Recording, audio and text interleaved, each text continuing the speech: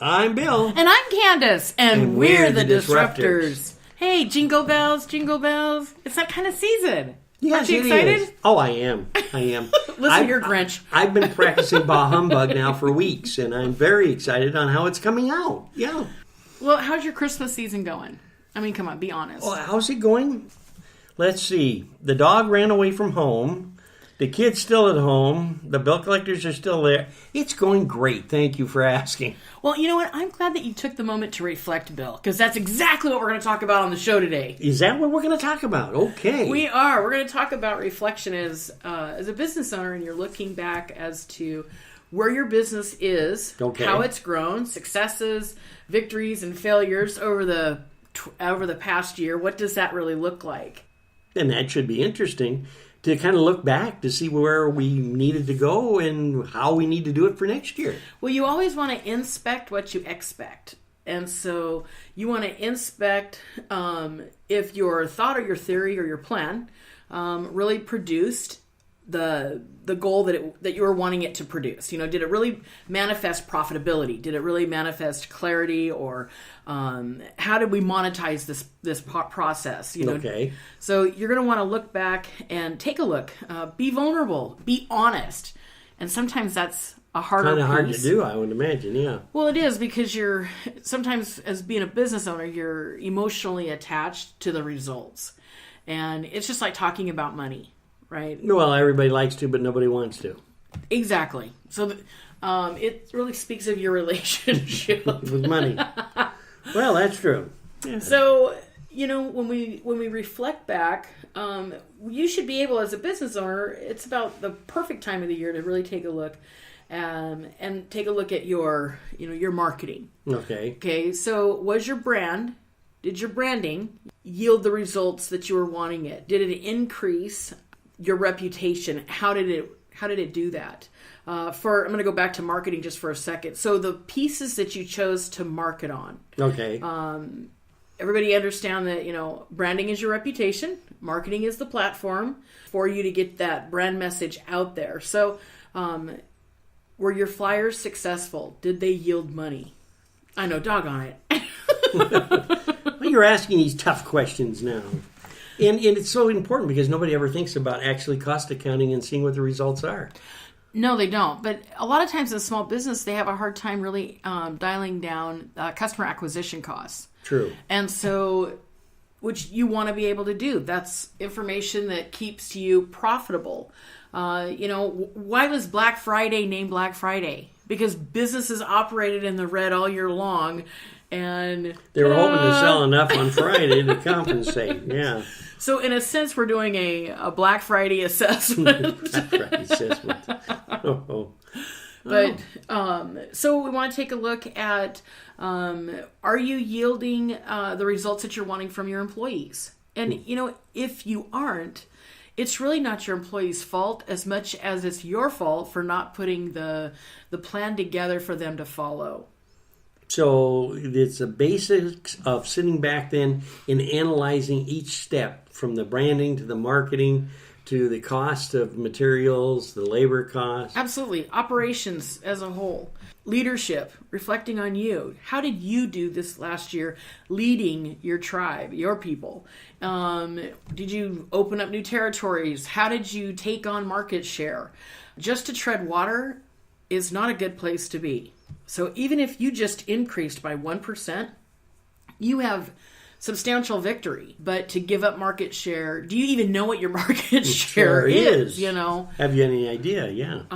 That's important. If you're wanting to, if it's not a hobby, are you still just creating a job?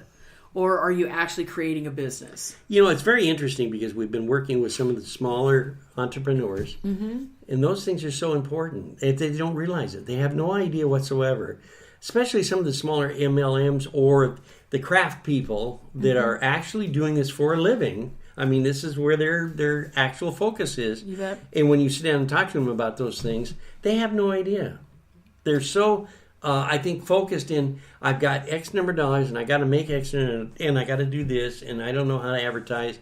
but I'll rely on somebody else, or I'll do a show that somebody's really advertising, or I'll have my son out in the front yard with a sandwich board on his back. Sure.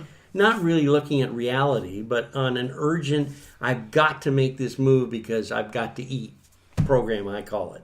Well, that happens really if you even take a step back a little further, then what you're going to find in that is those types of people have an employee mindset versus a business owner mindset. Entrepreneurship. So they've created a job for themselves, and they've created a very good job for themselves. And that makes a difference, of course. At the end of the day, sure, I mean, you can pay your bills by doing that, but at the end of the day, is that what you're wanting to do? Or are you actually wanting to produce a company that you can sell? What's your exit strategy? A lot of times, if you can determine exactly what that exit strategy is, once again, it's a great time to reflect, right? True. Well, very true. As you're looking at what did we do to get where we are, at the end of the year? Well, the beauty of it is that it's just one day at a time. The hard part about it is staying consistent, because we can do something. That's why New Year's resolutions, right? Ta-da! And it's usually weight. I'm going to lose weight. Every year. I'm going to exercise more. I'm going to eat better greens. And then the Super Bowl runs around in February, and we've got chips and dips and all that good stuff. Beer going. We got all of this other, and then of course we're going to get on the bandwagon. We're going to get back on the wagon on Monday. Oh yeah, Monday afternoon. We're back on it. Yes. So it's really just being consistent with what you've seen, and you go, okay, well, I want to change that look to, let's say, I want to go ahead and I want to increase our sales for this next year. Our sales were okay, but we want to increase our sales. Okay, that's not a problem. So what are you going to do? You look at what you did last year. Well, I ran a couple of Facebook ads. I handed out flyers, and I told my friends. All my friends, well, okay. All 5 of them. That's wonderful, but that's not ever going to yield the results that you want. So that's where you start looking at, okay, marketing campaigns. Maybe what I really need to do is look into, how do I do a marketing campaign? What is all entailed in running a good, positive marketing campaign? What about improving the website? I want a better website. That's how everybody kicks your tires. I mean, they'll go to your website before they pick up the phone and call you. True. So, did your website produce? Did you have people stop by your website? I love talking to business owners when they go, well, I don't know how to tell. And I'm like, yay, Google Analytics, it's free. Yeah, absolutely free, and it tells you what's going on. You can go ahead and plug that in, run the report. Mind you, most of it you won't know what the heck it even means, but there's some vital information. If you have a Shopify site, it would behoove you to run those analytics. And then that way you know exactly, I've got X amount of people coming from Facebook, and X amount coming from Instagram, or X amount coming from Twitter. I've got, organic people just finding us, and dropping by through search engines and so on and so forth. The social aspect of it and actually following it, if you can understand analytics, is so very important, because it's like playing a chess game. It really is. You have to know each move to beat your opponent. Well, okay, now we're going to date ourselves for a second, but remember, Bill, when you'd run an ad in the TNT, which is dying on the vine, which I've said that for quite a while, that newspaper is dead, but... No, but you're right. Sad, is sad, but true. We used to run, there was a value pack, there was the great big news... I mean, you'd get 3-4 inches of newspaper on Thanksgiving on all the sales. Yes, they were... you'd scour them. Well, those were positive media platforms, right? Or positive platforms, I should say that, for us to get out what our sales were, what we were wanting to create. It was focused into a certain areas. They knew what zip code and what area that they were hitting. And, we don't have that. I mean, you've got, over 90,000 channels. You've got multiple different platforms to reach people. I'll be honest, I think that the newspaper was a much simpler, it certainly was, easier way to reach who our target audience is. Of course, that's not the case anymore. So, how are you actually going to reach your tribe? All of these things need to be discussed, especially when you're looking at your sales and increasing market share. Very true. And if you can't do that, if you can't get an idea, how then are you going to project what you want to do in the next year or the next 6-month campaign? Because you have no idea where you're at. Well, I like it whenever people go, I just don't have the money, I don't have a $10,000 advertising budget To work with. You know, and you're like, right, okay, I understand. But you can start small and you can grow. And if that $10,000 investment, you know, let's say a $2,000 investment, or even $1,000 investment, sure. You know, if that yields you, you know, that 1,000 yields you 5,000, you know, that where's your profitability? Was it a wise investment? And for that matter, how about your networking groups? You know, small business, a lot of them belong to paid networking groups. If you're not getting the results that you're wanting out of that networking group, I would challenge you to take a look and really go somewhere that you're going to yield the results that you're wanting.